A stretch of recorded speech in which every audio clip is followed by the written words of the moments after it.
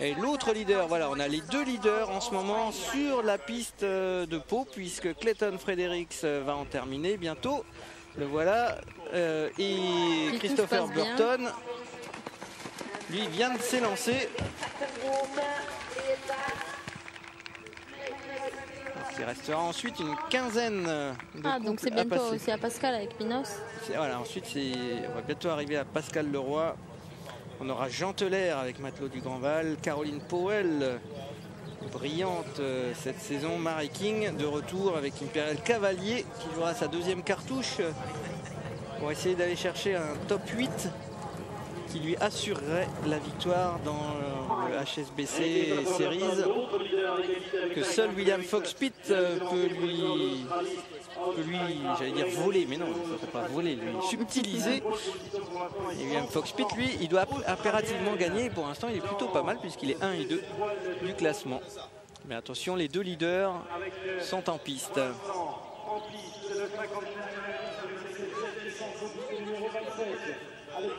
Voilà, Christopher Burton qui était non partant avec son premier cheval, hein. Il devait ouvrir ce matin.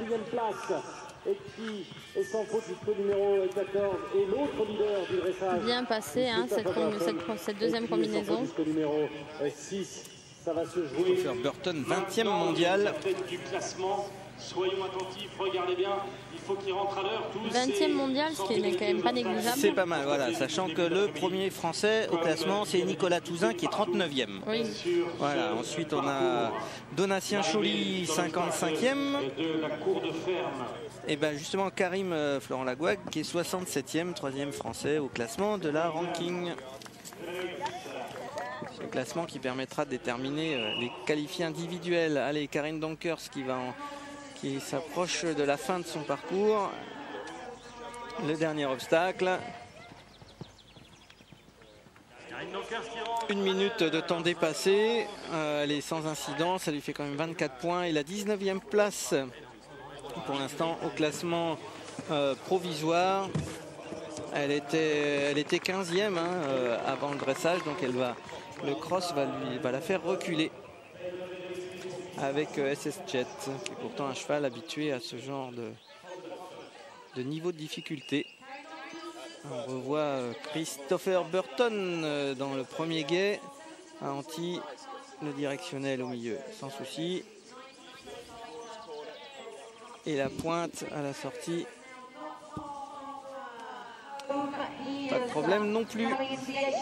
Allez, le prochain à franchir la ligne, ça sera donc Clayton Fredericks. On va vite être fixé pour savoir s'il y a du changement au sommet du classement. On rappelle, Clayton Fredericks, il est à 43 points 70 et William Fox-Pitt 44,2.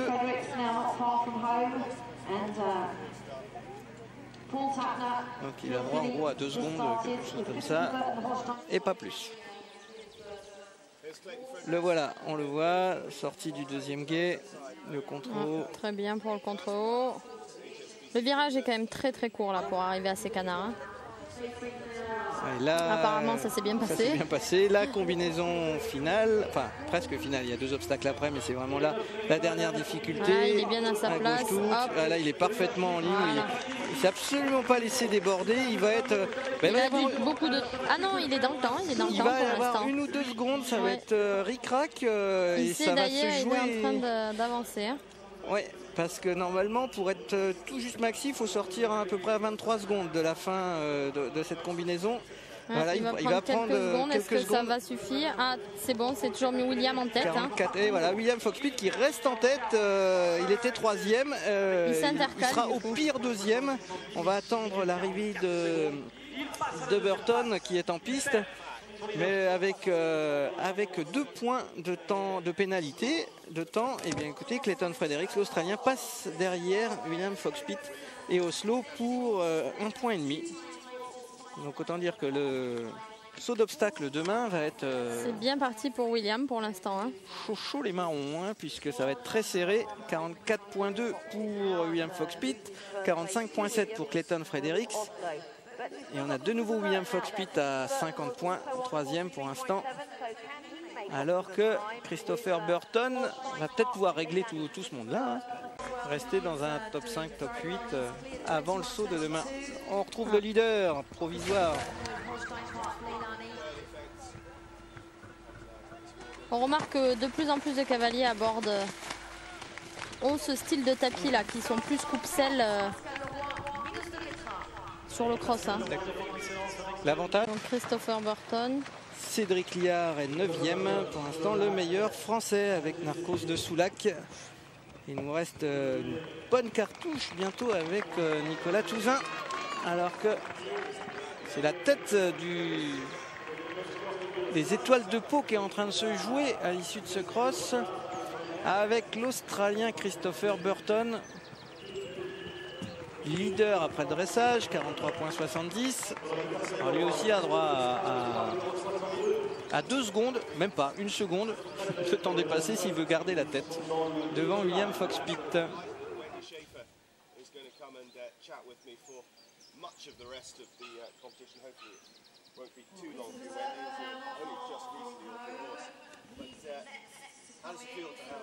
On voit pas du tout, pourtant Pascal est parti, on voit pas son tour.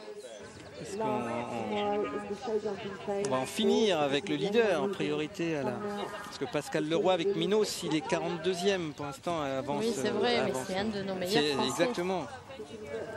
Ah. Allez, la dernière combinaison, la pointe, elle est bien maîtrisée. On va découvrir le chrono de Christopher Burton dans est-ce qu'il reste devant? Alors oui, on peut vous l'annoncer. Il va être maxi puisqu'il lui reste 25 secondes voilà, pour finir. Et il est largement dans le temps. Il va s'emparer de la tête de ce concours 4 étoiles de Pau. Largement, tranquille, au petit galop. Pas besoin de forcer. 15 secondes de marche. Magnifique parcours. Hein. Christopher Burton, l'Australien, qui prend la tête, 43,70 devant William Fox-Pitt et Oslo, 44,2. Et toujours dans la même barre, Clayton Fredericks avec Bendigo, 45,70. Ils sont